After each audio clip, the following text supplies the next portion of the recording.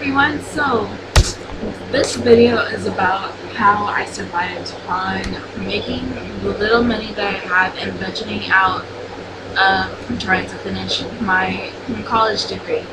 So here in San Diego, I did not find a lot of jobs that I could make a lot of income to.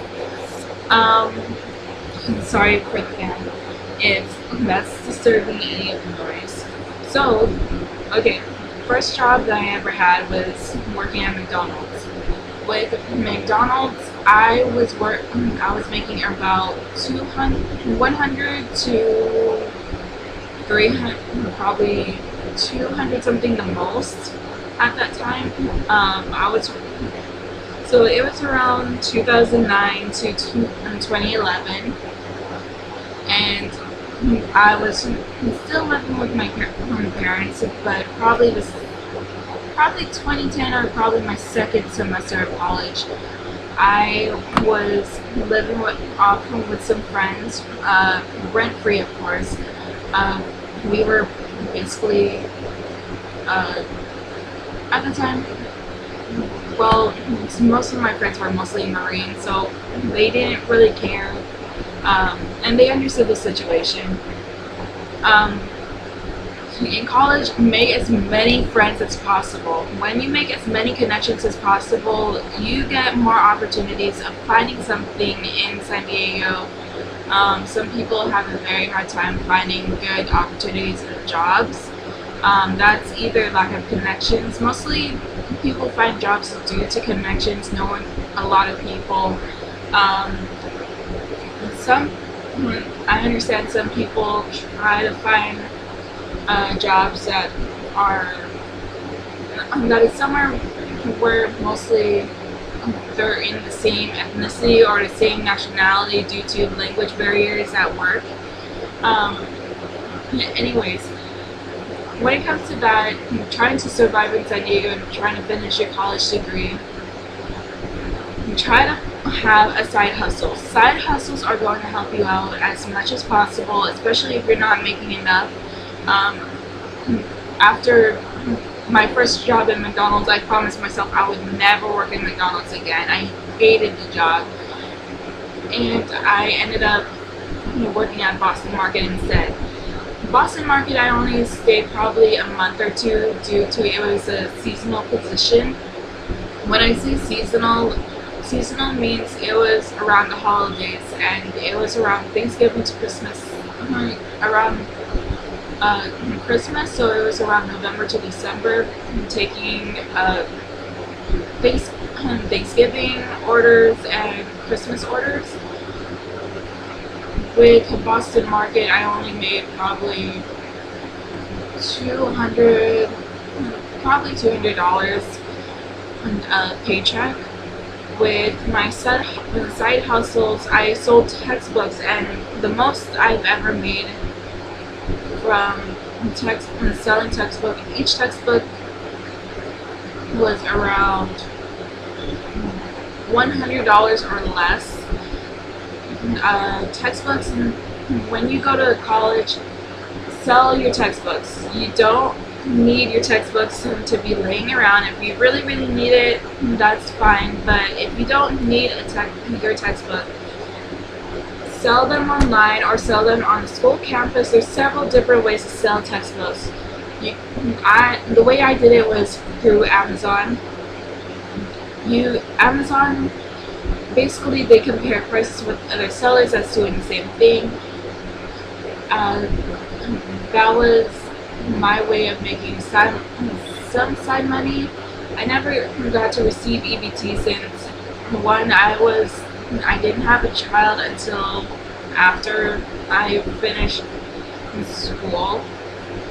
I tried to apply EBT several times, but the thing is, even though I was living with some friends, they wouldn't let me use your address, so I had to use my parents' address. And with EBT, I couldn't qualify.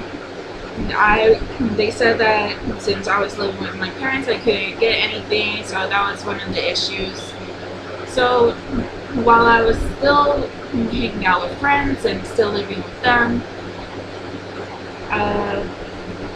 I continued to find different opportunities to find some side money, even though it was $50 for gas money. Some of it was probably, I mostly ate out. I couldn't really eat at home. I couldn't save money with food due to my relatives at that time just barely came from the Philippines, and they didn't have a job at the time. So since my family that just came from the Philippines couldn't find a job, they basically took whatever food we had in the house. So I basically couldn't save anything. So whatever I bought, it was always taken.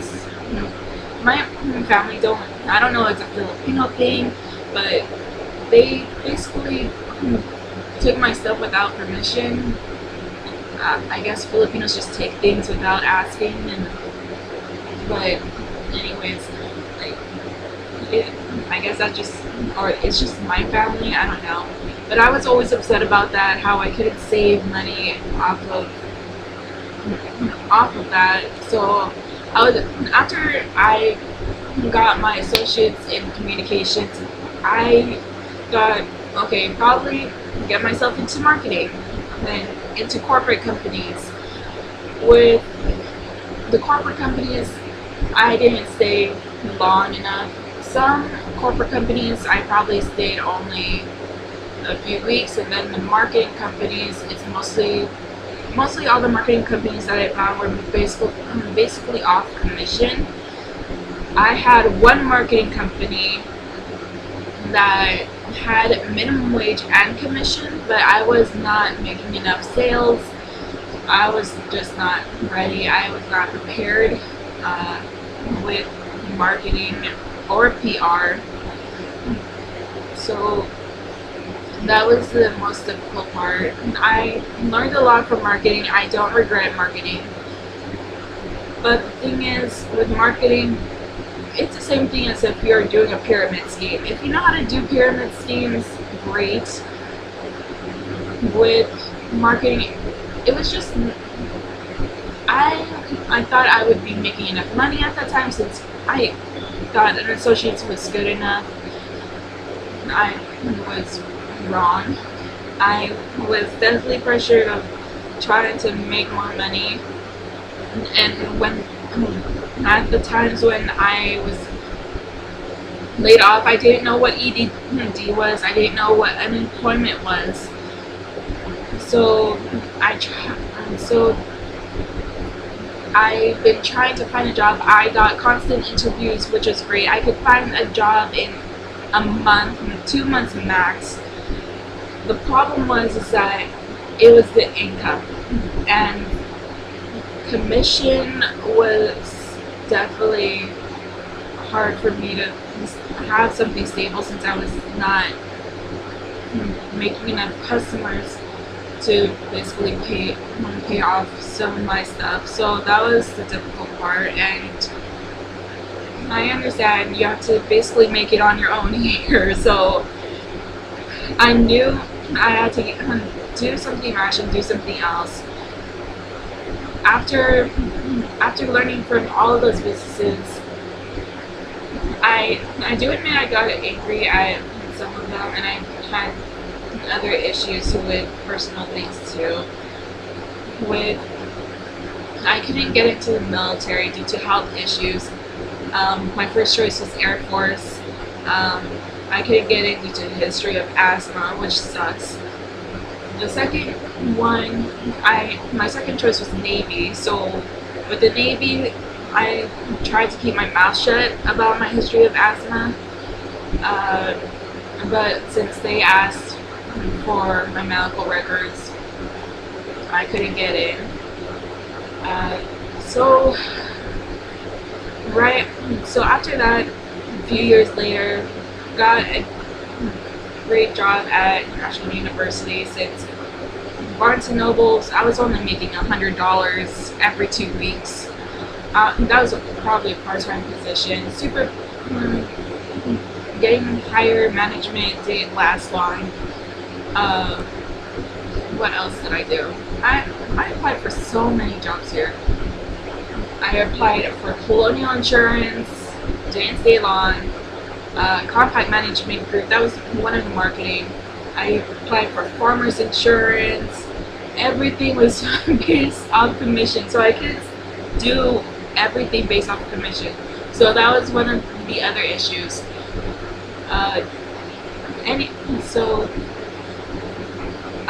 National University, at least with that one, it was, at least I was paid hourly with that one. Great benefits. Problem is that with my tax money throughout the years, I was not making enough.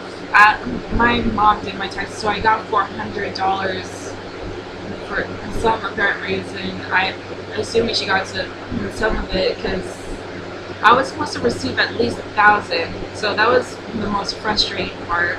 I had some bills. Student loans, I owe $30,000. With the second college that I attended to, I owed $3,000, and then I had some credit cards, which I was on my own and replacing some of the stuff that I had that I was taking from relatives. I thought once they found a job, I would have my stuff being left alone. Apparently not. So it was just difficult trying to save money since I couldn't qualify for Section 8. I still can't qualify even when I have a daughter. Well, I do qualify, but it's just taking longer, I think.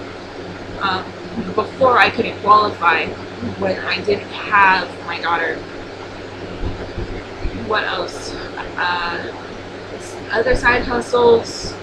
I donated plasma. That was probably $60 to $50, and then after that, donating constantly, I ended up only getting $25. So I tried to sell candy bars and chocolates. Basically, got $200 or $100 a box. What else? I try to do modeling. The thing is, it's just the photo shoots were only $100 a photo shoot, and I didn't have a lot of photo shoots. I probably had 10, and basically that was gone due to bills. I had a Walmart credit card that was $1,600. Another one that was $1,200. I paid off some credit cards, and due to the coronavirus, it led me into more debt since I was still on my own and I didn't have EBT. I thought working at National University, I would be financially stable once I was done with my taxes, since I also have an auto loan. I got myself more into debt because of food. So I had 2 payday loans. I paid off the late payments I had on my car. I tried to pay off some old credit cards. So one Walmart credit card I already paid off. My Chase Freedom card from my very first credit card, that one is still not paid off. But I had 2 Capital One cards. Those are paid off. But like I said, due to the coronavirus that had just recently happened, I got myself into more debt. So that was the more frustrating part. So eating out a lot did not save me any money, because of course everybody knows that if you eat out at a restaurant, you're going to not save money, of course, because eating out, you're spending at least $20 a meal most of the time. Most of the time, if I was going to McDonald's, it's probably like $10, when I could have went grocery shopping for that same meal, probably less than $10, and could have done it at home. I had issues with my family cooking at home, so I was constantly out a lot. Gas money was always gone due to going out a lot, and since I was always out of the house due to some family issues, and I couldn't save money at home, so I had to try to be on my own, and that just led me into more debt. So that did not work as well. But so far, financially, hopefully, I'm getting to learn and educate myself more about everything. So hopefully, that will work. Experience or the qualification or skills built up yet.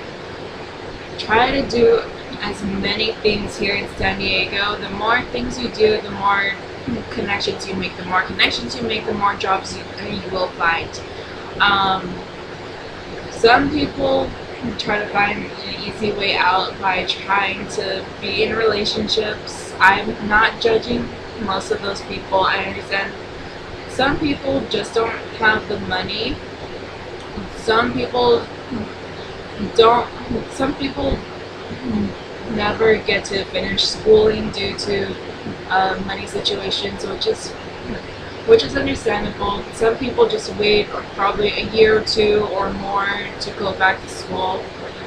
There's no shame in that. Some people are trying to do 4-week colleges since they can't go to a community college or a state or UC school here in San Diego.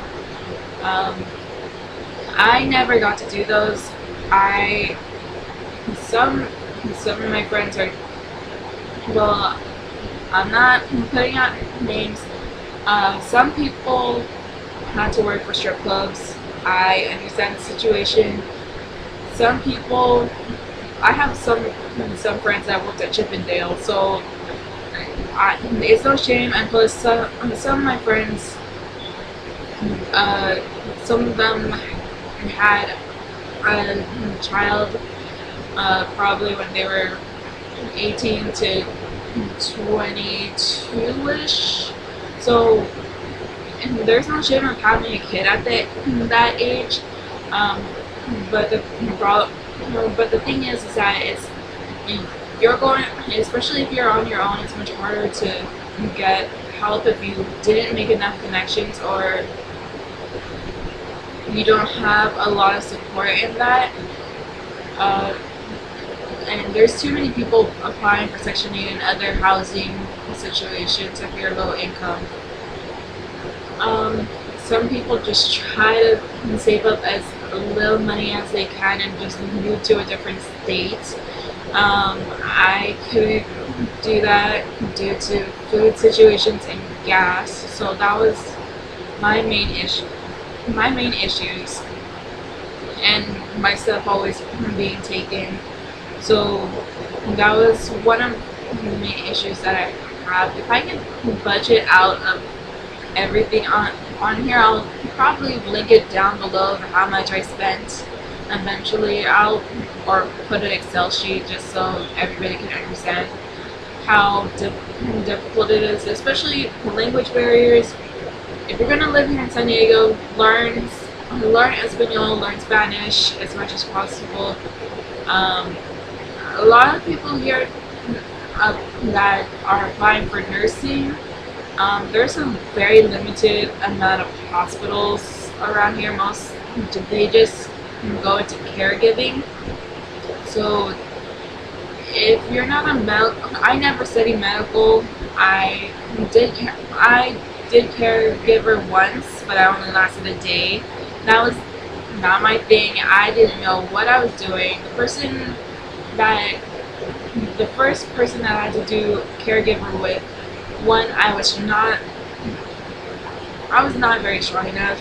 So, and they could tell that I didn't know what I was doing. I don't have anything in the medical experience. I never studied medical. I didn't want to be a nurse. I